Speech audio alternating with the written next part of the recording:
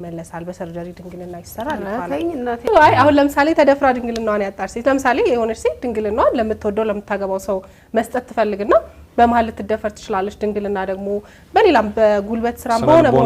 ለመገንባት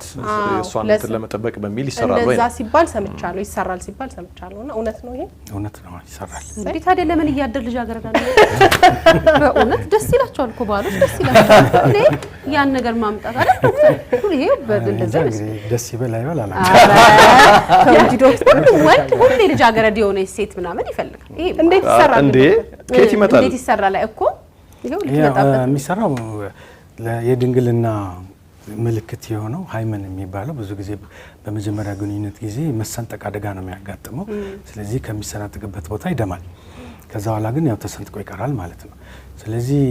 በተለይ የቀዶ ጥገና ያንን ፓርት መልሶ በማገናኘት ወደ ነበረበት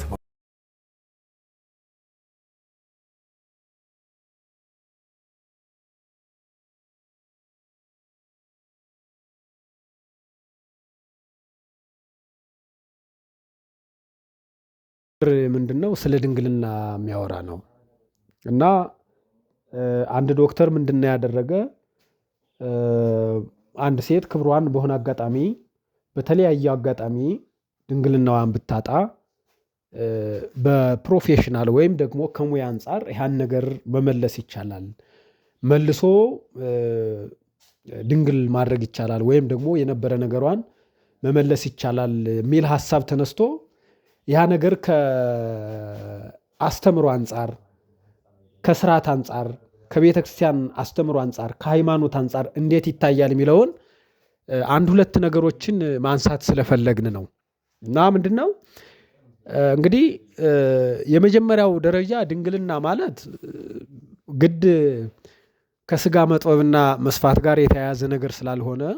ድንግልና ማለት የሐሳብ ድንግልና አለ የስጋ ድንግልና አለ ከእግዚአብሔር ጋር የመኖር ድንግልና አለ እና እነዚህ ብዙ ድንግልና የሚለው ብዙ አይነት ኮምፖነንት ያለው ነገር ስለሆነ ይህንን ነገር ታሳቢነት ውስጥ ማስገባት ያስፈልጋል ሰው ከእግዚአብሔር ጋር ሲኖር ነው ሰው ሐሳቡ ድንግል ሲሆን ራሱን ሲጠብቅ ንጽህናውን ሲጠብቅ ነው ድንግልና ተብሎ የሚታሰበው በዛው ላይ ደግሞ የስጋ ድንግልናም አለ እና እንዴት ነው ያ ነገር በሆነ አጋጣሚ ቢፈጠር አንድ ሴት ወይም ደግሞ አንድ እህት ድንግልናዋን ብታጣ እንዴት ይሆናል እንዴት ነው የሚታረቀው ሚል ሐሳብ ብናነሳ እንደ አስተምሮ ለምሳሌ አንድ ሴት በስራ ጫና በተለያዩ ነገሮች ድንግልናዋን ካጣች እንደ ቤተክርስቲያን ያቺ ሴት ክብር እንዳላት ይቆጠራል እንደ አስተምሮ ክብር እንዳላት በድንግልና እንዳለች ይታሰባል ስለዚህ በድንግልና የማግባት ድንግል እንደሆነች መናገር ይቻላል ማለት ነው ይሄ ማለት ግን ምንድነው ከንስሐ አባት ጋር ተነጋግሮ ከሚመለከተው ከሃይማኖት አባቶች ጋር ተነጋግሮ ድንግልናዋ እንዳለ በድንግልና እንደምታገባ ባስተምሮ ይነገራል ሌላው ደግሞ ምንድነው አንድ እህት ድንግልናዋን ካጣች ምናልባት ለክብር ፈልጋ ነገር ግን እግዚአብሔር ባይፈቅድና ወይም የሆነ የጊዜና የሰዓት አጋጣሚ ተፈጥሮ በሆነ አጋጣሚ ከሆነ አካል ጋር ግንኙነት ብታደርግ መሆን የሚገባው ምንድነው ትልቁ ክብር የሚያሰጠው ነገር በፕሮፌሽናል ቀይሮ ድንግል ነኝ ብሎ ከመምጣት ይልቅ ከሰውየው ጋር ከንስሐ አባት ጋር ተነጋግሮ ጋብቻውን በማስባን ወይም ደግሞ በቁርባን ማድረግ ነው ተመራጭ የሚሆነው በቁርባን ማድረግ ተመራጭ ይሆናል አሁን የሚፈለገው በእግዚአብሔር ዘንድ ክብር ማግኘት እንጂ በሰዎች ዘንድ አይደለም በእግዚአብሔር ዘንድ እውነቱን ተናግሮ ክብርን ማግኘት በእግዚአብሔር ዘንድ ትክክለኛውን ተነግሮ ጸጋ ማግኘት እንጂ ሌላ ነገር መፈለግ አስፈላጊ ስላልሆነ ማለት ነው ለወደፊት ለሚጓዙበት ለትዳር ህይወትም ተገቢ ስላልሆነ አንዳንዴ የተናገሩት በተለይ ጋዜጠኞቹ ወንድ ልጅ የስጋ ጥበትን ወይም ደግሞ ድንግል ስለሚፈልግ በአርቲፊሻል ሲስተም ተሰርቶ መቅረብ የተሻለ ይሆናል ብለው ስላወሩ በዋናነት ግን የሚፈለገው ምንድነው እውነቱን ተናግሮ በእግዚአብሔር ዘንድ ክብር ማግኘት ስለሆነ ማለት ነው እና ይሄንን ሐሳብ ሁላችንም ግንዛቤ ውስጥ ማስገባት ያስፈልጋል ማለት ነው በዋናነት ድንግልና የሚባለው